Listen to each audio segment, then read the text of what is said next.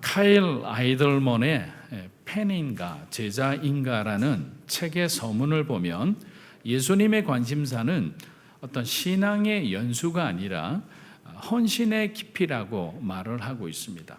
그리고 그는 사람들이 예수님을 믿기는 하는데 자신의 삶을 간섭받는 것을 싫어한다라고 저와 여러분 마음속에 숨겨진 뒤틀려진 그 욕망에 대해서 이렇게 끄집어내는 말을 하고 있습니다.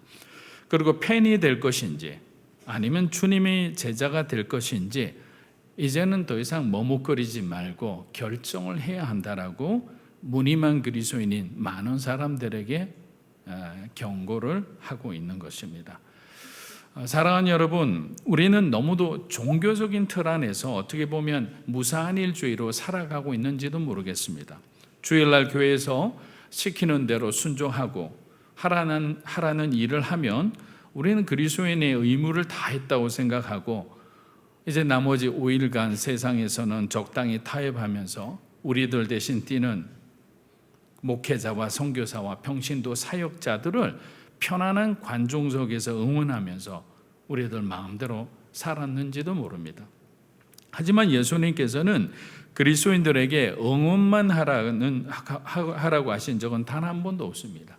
우리가 선수로 뛰어야 되는 거죠. 헌신할 때 헌신해야지 그냥 잘하는 사람 박수 친다고 그것이 저와 여러분에게 주신 그리스도의 사명을 다한다고 생각하면 천만의 만만의 말씀이죠. 마태복음 28장 18절에서 20절 말씀처럼 지상대위 명령을 주신 목적은 어떤 한 특정한 사람들에게 주신 것이 아니잖아요. 저와 여러분 그리스도인이라는 이름으로 살아가는 모든 사람들에게 땅끝까지 복음을 전하는 것, 아직까지 구원받지 못하는 사람들에게 예수를 전하는 예수의 증인이 되는 사역은 우리 모두에게 주어진 겁니다. 그냥 그렇게 살아가는 사람들을 응원한다는 자체는 어떻게 보면 그리스도인으로서의 직무유기를 하는 것과 마찬가지입니다. 그래서 그런 깨달음의 기로에 있는 이 성도들에게 그는 예수님의 세 가지 부르심에 대해서 이렇게 소개를 하고 있습니다. 그가 소개한 첫 번째 가장 행복한 부르심은 바로 예수님께서 말씀하신 나를 따르라, follow me라는 그 말씀입니다. 과거 유대인들처럼 율법을 지키고 종교적인 의식만 잘 치른다고 해서 경건한 그리스도인으로 올바른 삶을 살아간다고 생각해서는 안 된다는 것이죠. 예수님을 따르는 자는 철저하게 자신의 의로 살아가는 것이 아니라 우리 베드로 전서 4장 11절 말씀처럼 하나님이 공급해 주시는 힘과 지혜로 살아간다는 것입니다. 두 번째 가장 충격적인 부르심으로 소개한 것은 갑자기 등장하는 자기를 부인하라라는 말씀입니다. 주님을 따라 살아가는 것은 너무도 행복한데 갑자기 예수님께서 우리 자신을 부인하라는 말씀을 하는 순간 정상적인 생활을 하던 사람의 그 삶이 흔들리기 시작하는 거죠. 자기 자신을 중심으로 살아가는 사람은 그 인생의 판이 흔들리죠. 혼돈스러울 수밖에 없습니다. 그런데 예수님이 제시하는 자기 부인의 방법은 너무나 레디컬한 거죠. 모든 우리의 권리를 완전하게 포기하기를 원하는 거죠. 그리고 지속적인 헌신을 요구하시기 때문에 유대인들은 마지막까지 하나님께서 주신 그 어떤 말씀의 기준을 넘어서 자기들이 세운 그 장로들의 유전을 끝까지 지키기 위해서 그 율법 속에 갇혀 살고 율법 속에 죽고 말았던 겁니다. 마지막 세 번째 충격적인 부르심은 와서 죽으라는 거죠. 자, 부르실 때까지만 좋았습니다. 예수님과 함께 한다면 우리가 얼마나 설레입니까? 그러나 자신을 부인하라. 하지만 그것도 통과할 수 있습니다. 마지막에는 죽으라는 거죠. 십자가에 함께 못 박혀 죽으라는 겁니다. 이 부르심의 특징은 예수님이 말씀하시면 우리는 거부할 수 없이 어디든지 따라 나서야 한다는 거죠. 여러분에게 하나님이 지시하는 곳이 우리가 가야 할 땅이라는 거죠. 우리에게 맡겨주신 일이 내가 원하지 않는 일이더라도 하나님이 원하시는 일이라면 우리는 그 역할들을 충실히 해야 된다는 겁니다. 그래서 이제는 선택의 기로에 있는 거예요. 우리가 주님의 팬으로 살 것인지 아니면 그리스도의 제자로 살아갈 것인지. 그렇기 때문에 적어도 믿음으로 사는 교회 성도 여러분은 세상의 팬과 같이 주님을 따라다니는 사람이 아니라, 관중 속에서 응원하는 사람이 아니라 주님의 제자로서 세상 가운데서 주님 오실 날까지 복음 전하며 그리스도의 증인이 되는 그런 사람들이 되시기를 주의 이름으로 축원합니다. 자, 오늘 마가가 전하고자 하는 메시지를 우리가 보면 참 재미있는 여러 가지 구도가 나옵니다. 그래서 이 세 가지를 반드시 이해를 해야 됩니다. 첫째는 본문의 시간, 그리고 공간적 배경, 그리고 대비되는 인물 구도의 상관관계, 이러한 부분들을 여러분들이 잘 이해를 하고 보면 예수님이 몰고 가시는 그 의도를 우리가 잘 알 수가 있습니다. 그러면 사건의 배경이 되는 시간은 유대인들이 목숨처럼 지킨다는 안식일입니다. 그리고 오늘 제자들이 안식일에 그 규례를 범한 장소는 어느 농부의 밀밭이었습니다. 그리고 중풍병자의 치유와 죄인들과의 만찬 때부터 대립해온 바리새인과 서기관들이 오늘도 어김없이 예수님의 반대편에서 예수님을 공격하려고 이렇게 버티고 서 있는 겁니다. 자, 바리새인들을 두고 그러면 예수님께서 어떤 메시지를 하셨는지 그 메시지 흐름을 한번 따라가 보면, 첫 번째는 뭐라고 하셨죠? 죄사함에 대한 권세가 내게 있다라고 하면서 그들에게 도발을 하셨죠.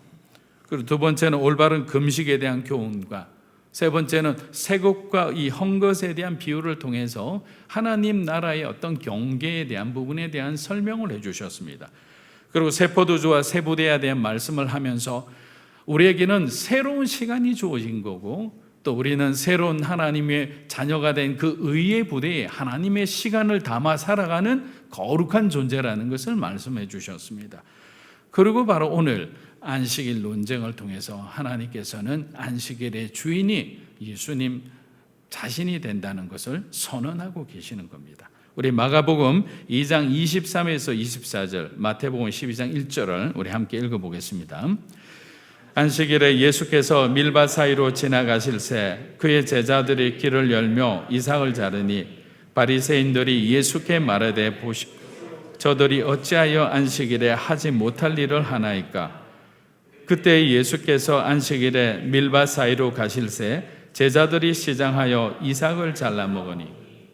자, 예수님 시대는 그 유대인의 모든 삶의 기준이 사실 안식일을 중심으로 돌아갔습니다. 그래서 안식일은 매우 중요한 율법 중에 율법으로 제정되어 있었기 때문에 모든 유대인들은 안식일의 중요성을 다 알고 있었던 거죠. 그런데 이렇게 정확하게 알고 있었던 주님과 주님의 제자들이 그 안식일날 안식일의 규례를 범하는 행동을 했다는 것 자체가 어찌 보면 이해가 안 되기도 합니다. 그러나 그런 행동 가운데는 또 다른 주님의 어떤 의도가 있었음을 우리가 잘 알 수가 있습니다.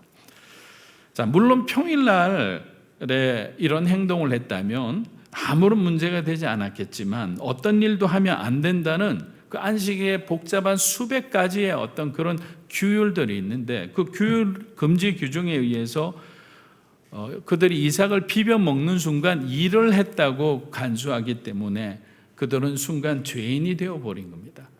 우리는 우리 자신도 모르게 저와 여러분이 생각하는 어떤 편견과 선입견, 이 기준들이 있거든요. 그 기준에 만약에 부합을 하면 좋은 사람이 되는 거예요. 그런데 만약에 여러분의 기준에 부합하지 않으면 함께 갈 수 없는 사람으로 내 마음은 그 사람을 정죄해버리는 거죠. 그리고 함께 일하면서 불편한 것이 발생하면 발생할수록 어떻게 될까요? 서로가 연합되지 못하는 거죠. 그렇게 우리는 서로가 이렇게 하나 되기보다는 점점 멀어지고 점점 어떻게 보면 미워하고 원망하고 갈라지는 그런 삶을 자기 자신도 모르게 선택하게 된다는 겁니다. 그리고 누군가에게 우리가 상처를 주었을 때도 영혼 불변의 진리는 가해자는 기억을 하지 못한다고 했습니다. 만약에 저와 여러분이 누군가에게 상처를 주었다면 우리는 그 사람이 돌아올 때까지 품고 기도해야 된다는 거죠. 그것이 하나님의 사랑입니다. 그런데 만약에 그렇지 않고 우리가 우리 자신의 어떤 영적인 유익만을 위해서 아무렇지도 않게 생활한다면 그것도 문제라는 거죠. 마가는 오늘 예수님의 이 안식일 논쟁을 통해서 우리들의 생각 속에 있는 잘못된 이 구조들을 허물고자 했던 겁니다. 신명기 23장 24절에서 25절 한번 읽어보겠습니다. 내 이웃의 포도원에 들어갈 때에는 마음대로 그 포도를 배불리 먹어도 되느니라. 그러나 그릇에 담지는 말 것이요 내 이웃의 곡식밭에 들어갈 때에는 내가 손으로 그 이삭을 따도 되느니라. 그러나 내 이웃의 곡식밭에 낫을 대지는 말지니라.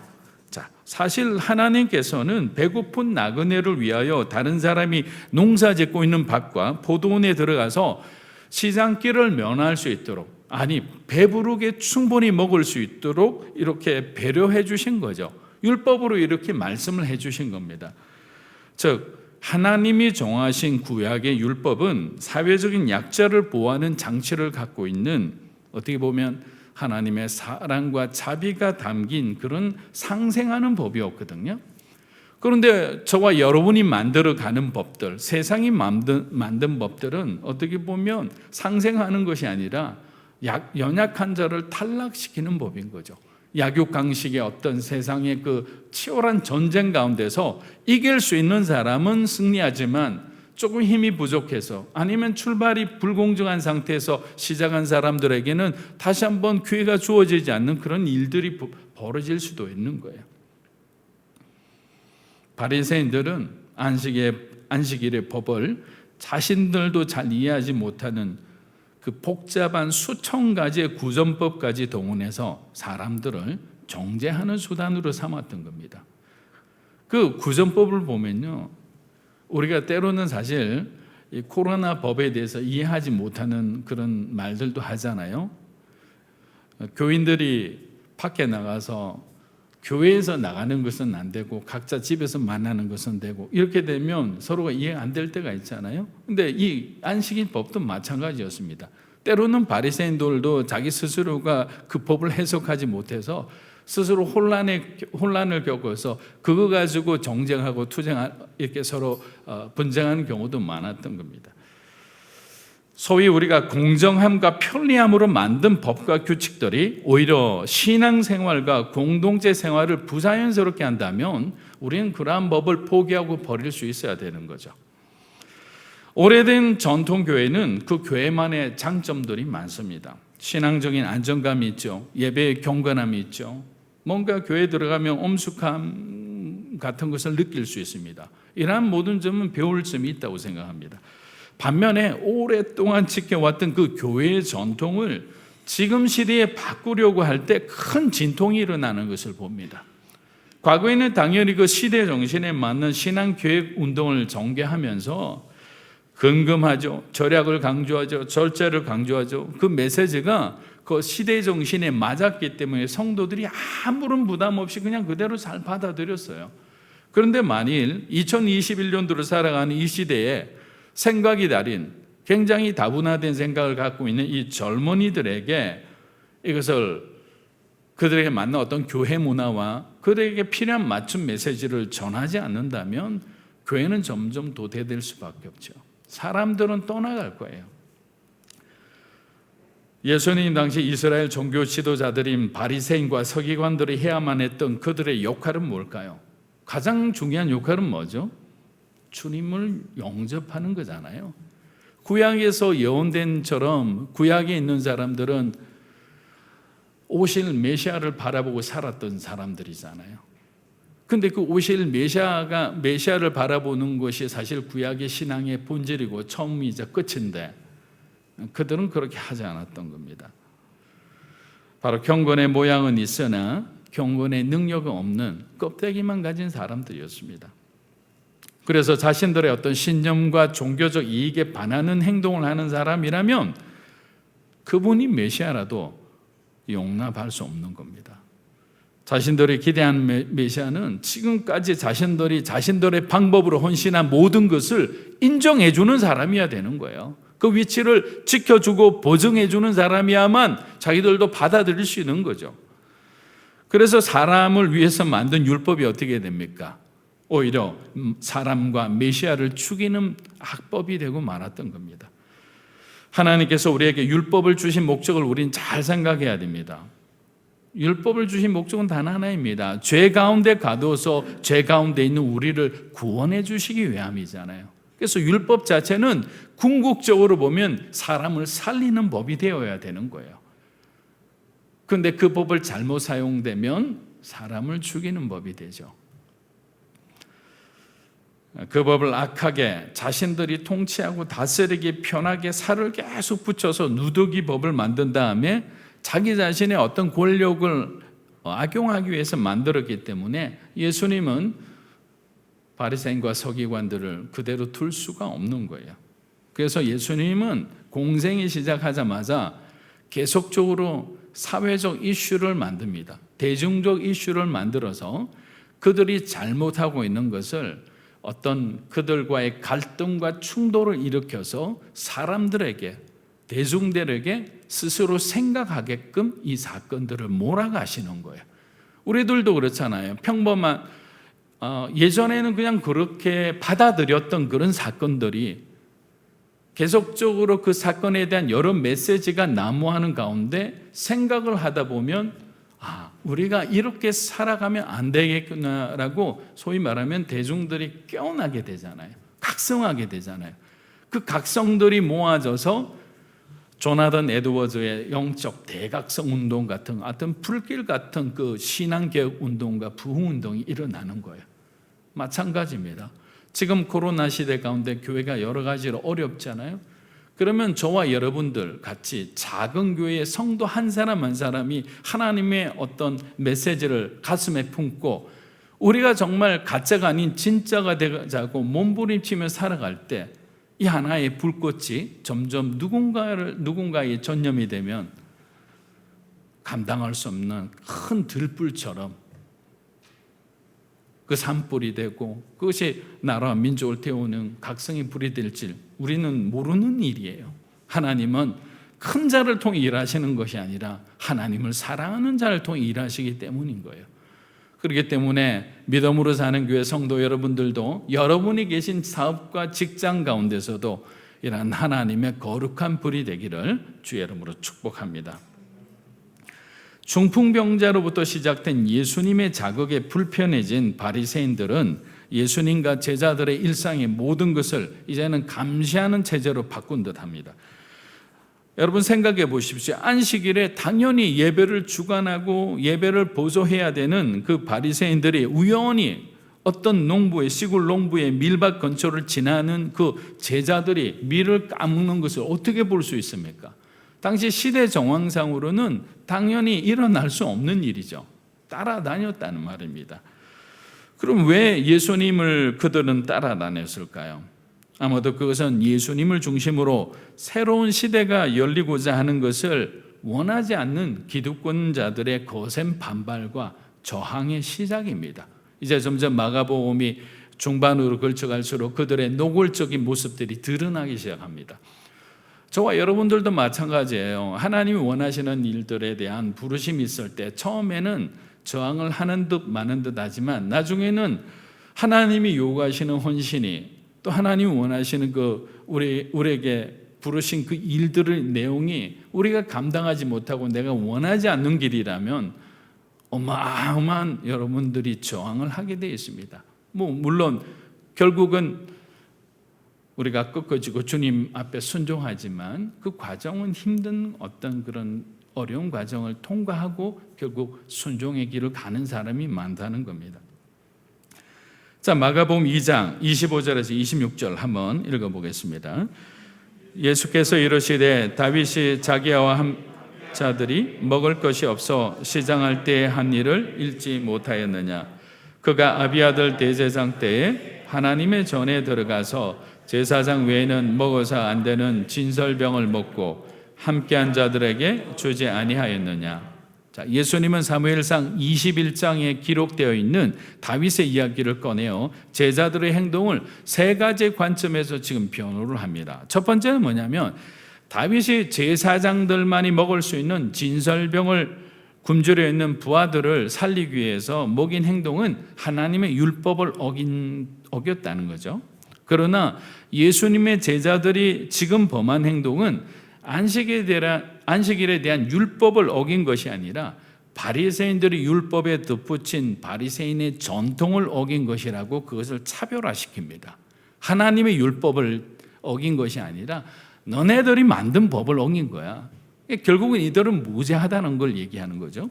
둘째는 다윗에게 진설병을 먹도록 허락한 대제사장인 아히멜렉과 아비아달보다 내가 더 큰 자다는 거죠. 자, 멜기세덱의 그 대제사장 반차에서 가장 높은 위치에 있는 분, 그분이 바로 나 예수라는 것을 다시 한번 얘기하는 거죠. 이 말은 나중에 안식일의 주인이란 말과 다 연결되는 부분입니다. 마지막 세 번째는 법보다 사람이 더 소중하다는 메시지를 전하고 계시는 겁니다. 사실 우리는 이 메시지가 우리의 현실적 삶에 가장 적용하기가 쉬운, 이해하기 쉬운 그런 말씀이라 생각합니다. 법보다 사람이 더 소중하다. 하나님께서 우리에게 십계명을 지키라고 주신 이유는 계명이 중요해서가 아닙니다. 바로 우리가 소중하기 위해서, 우리를 지키기 위해 하나님이 법을 주셨는데 그 법이 하나님이 사랑하는 저와 여러분을 삼키고 있는 아주 참담한 현상을 지금 고발하고 계시는 거예요. 그래서 예수님은 의도적으로 안식일에 많은 병자를 고치셨습니다. 저는 그래서 이런 예수님의 의도적인 사건을 일으키는 거 보면 어쩔 땐 웃음이 나요. 아, 작정하셨구나. 우리도 그렇잖아요. 어떤 한 사람 제자를 딱 여러분 양육한다 생각하면 이 멘토가 되는 사람은 때로는 그 제자가 아파하고 힘들어하는 거 알면서도 작정하고 괴롭힐 때가 있어요. 왜 저렇게 목사님은 날 힘들게 하실까? 힘들게 하는 게 아니고 사랑하는 거예요. 왜냐하면 그 사람 안에 나처럼 가짜가 있어서 내가 겪었던 수많은 시행착오를 사랑하는 제자가 겪지 않기를 원하잖아요. 그러면 그걸 떼어내야 되는데 여러분들이 그냥 마음껏 가져가세요 하나요? 여러분의 소중한 것들이 많은데 절대로 움켜쥐고 내지 않죠. 그러니까 결국에 이것을 강제로 열 수밖에 없는 거죠. 그러면 고난과 고통이란 과정을 통해 하나님은 우리를 깨뜨리시는 거죠.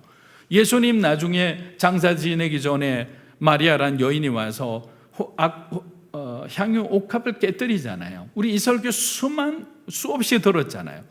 깨어지지 않고는 어떻게 향유가 드러납니까? 여러분들이 뭐 콜라를 마시든 사이다를 마시든 병 뚜껑을 따야지 되잖아요. 따지 않고 보기만 하면 자린 아주 그 구두쇠 같은 사람이 갑자기 생각이 안 나는 하여튼 올려놓고 맨날 보고 하는 거 똑같은 거예요. 따야 되는 거예요. 여러분 열어야 돼요. 여러분 마음을 열어야 하나님이 여러분 마음속에서 일하시는 거예요. 그래서 요한복음 5장 8절을 보면 베데스다 연못에서 38년 된 중풍병자도 안식일에 낫게 해주셨어요. 그리고 요한복음 9장에 보면 날 때부터 맹인된 사람을 낫게 해주신 날도 안식일이었어요. 그때마다 소동이 일어났어요. 좀 편하게 사실 수도 있는데 절대로 하나님, 예수님은 양보하지 않으셨어요. 진리에 대해서는 타협하지 않았어요.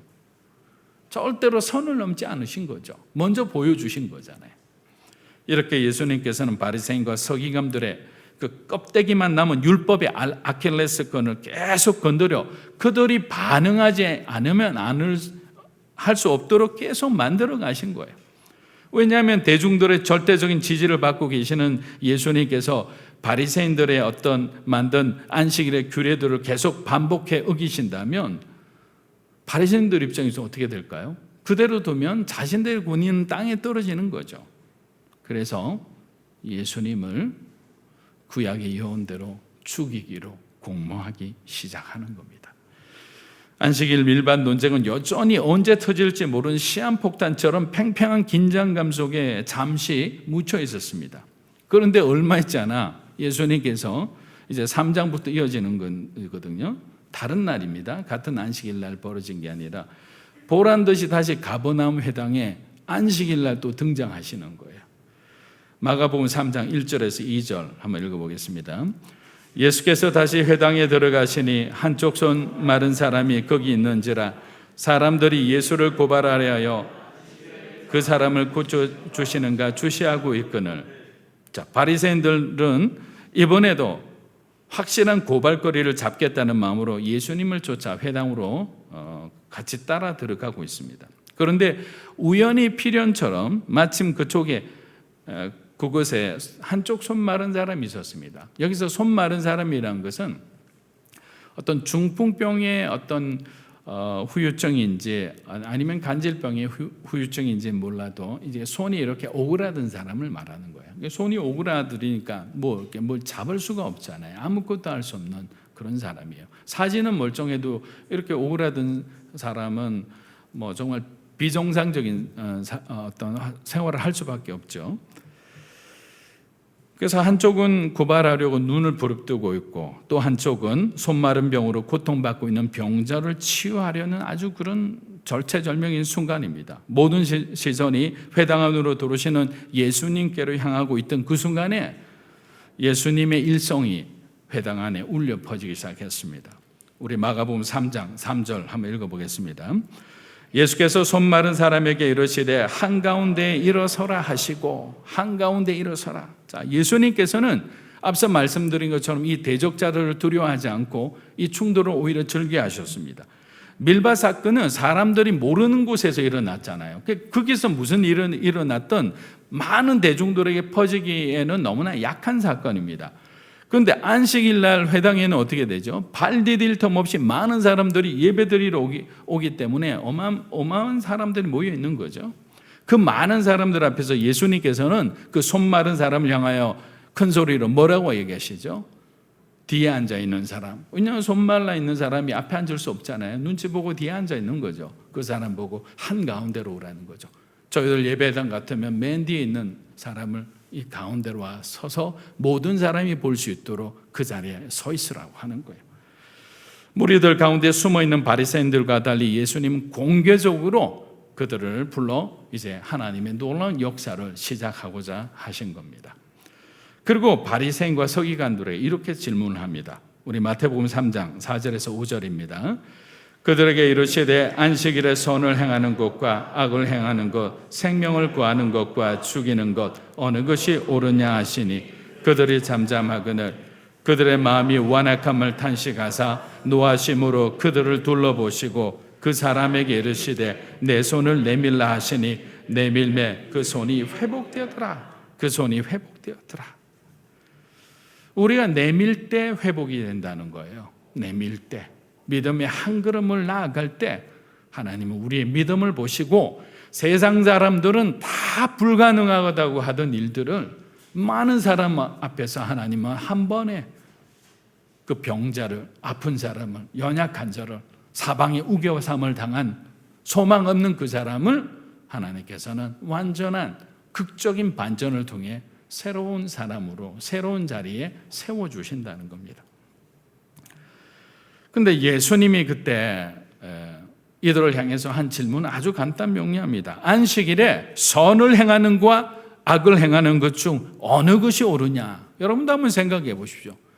자, 이 질문을 하자 바리새인들과 서기관들은 아무 말도 못했어요.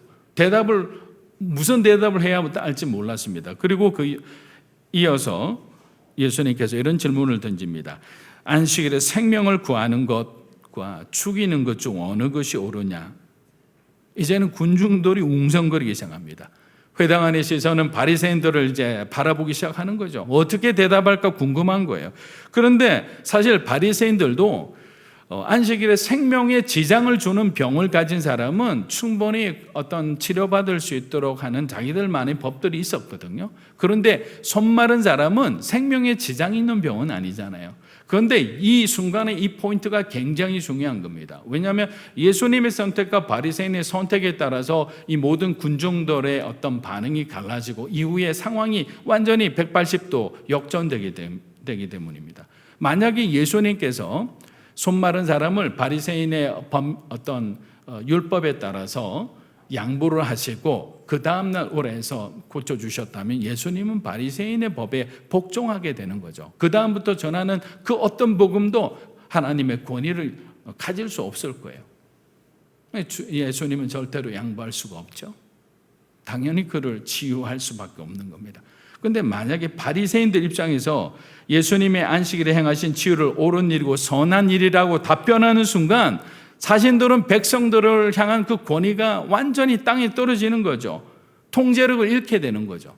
그러니까 지금은 대중들이 바라보는 아무 대답도 안 하는 그 사람을 마음으로 고소하고 마음으로 정죄하고 마음으로 실컷 때릴 거 아니에요. 그렇지만 참는 거죠. 그리고 너 예수 그리고 너희 제자들 가만히 두나 봐라 하면서 복수심을 가지고 돌아가게 되는 겁니다. 마가는 오늘 두 번에 걸친 바리새인과의 안식일 논쟁의 결론을 예수님의 말씀으로 마무리하고 있습니다. 우리 마가복음 2장 27에서 28절 한번 읽어보겠습니다.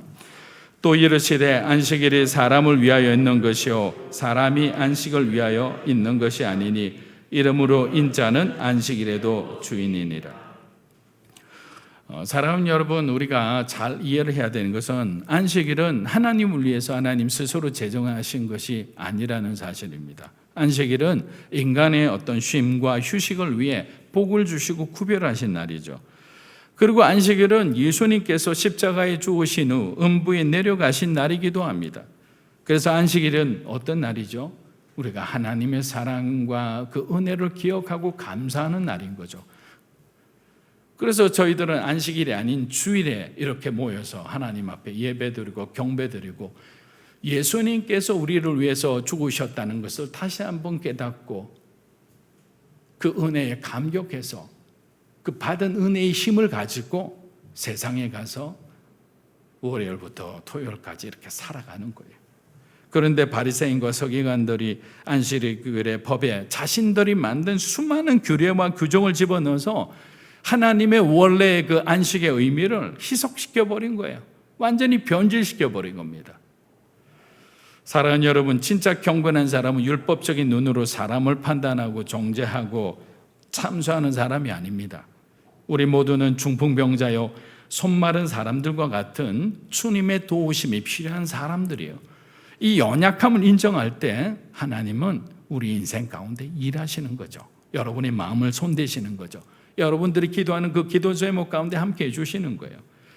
그런데 우리가 나음을 입었다고 지금 건강하다고 해서 바리새인들처럼 우리가 어떤 생각과 종교적 신념을 지키고 우리가 갖고 있는 그 이권을 지키기 위해서 그리스도인으로서 당연히 해야 할 일들을 하지 않고 방관하고 있다면, 아니면 그 선을 넘고 있다면 우리가 오히려 하나님 앞에 심판받을 수도 있는 겁니다. 말씀을 마무리합니다. 사랑하는 여러분, 참된 경건은 사람을 살리지만 가짜는 아무런 힘이 없어 결국 함께 망해갈 수밖에 없는 겁니다. 안식일의 주인이신 예수님처럼 우리가 참된 경건의 삶을 통해 어떤 세상의 빛과 소금처럼 어둡고 습한 이 세상 가운데서 모든 것을 밝고 건강하게 변화시키는 진짜 그리스도인의 삶을 살아가는 여러분들이 되시기를 주님의 이름으로 축복합니다.